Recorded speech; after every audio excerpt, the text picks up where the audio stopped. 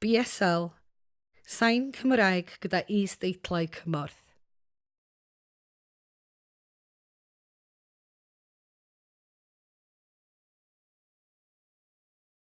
Castell Conwy. Dyma un o gadwyn o gestyll a adeiladwyd ar arfordir Cymru o Fflint i Aberystwyth gan Frenwyn Edward y Cyntaf o Loegr. Adeiladwyd y castell rhwng 1283 a 1287 ar yr un pryd ar dref Gaerog, bwrdeistref hynafol fwyaf Gogledd Cymru. Mae'r rhan fwyaf o'r waliau dref wedi ei aros yn ei chyfranwydd. Mae'r waliau a'r castell yn rhan o safle treftadaeth y byd UNESCO, fydd hefyd yn cynnwys cestyll Biwmaris, Caernarfon a Harlech. Mae'r castell yn sefyll yn osgeiddig ar garreg frig lle mae Nant Gyffin yn llifo i Aberconwy. Dylunwyd y castell gan Meistr James o Sanshore a ddaeth o Savoy bellach yn rhan o dde Ffrainc. Daeth fwyaf o'r carreg o chwarel tua 600 metr i'r gorllewin. Roedd Edward y Cyntaf dan warchau tu mewn i'r castell yn ystod y gwrthryfel Cymreig ym 1295. Mae gan y castell 8 o dyrau, 2 ragfyr pyrth Ceirog a daeargell glasurol, prydew dwfn heb ffenest.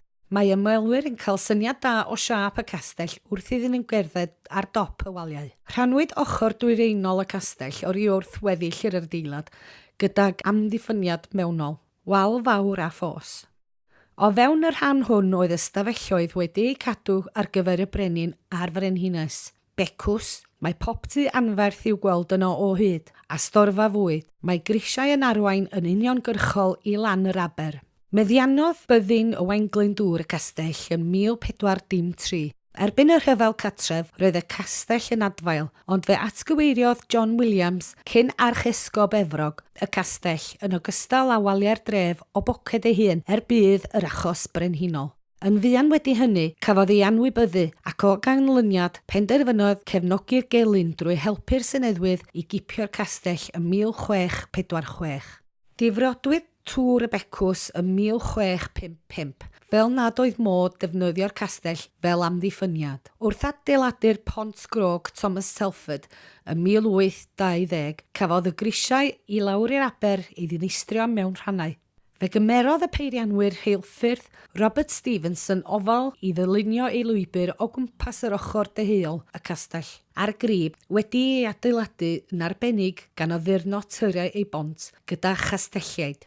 Ym 1880, canmolwyd rheilffyrdd Llundain o'r Gogledd Orllewin am atgyweirio tŵr y becws. Efallai bod hynny'n ymddangos yn hael, ond roedd y tŵr yn beryglus o achos ei traciau.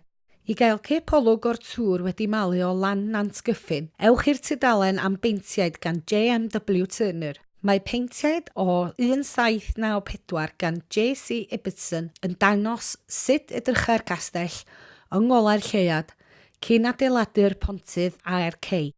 Cadw sydd yn gyfrifol am y castell heddiw. Mae cadw yn gorff cadwraeth Llywodraeth Cymru.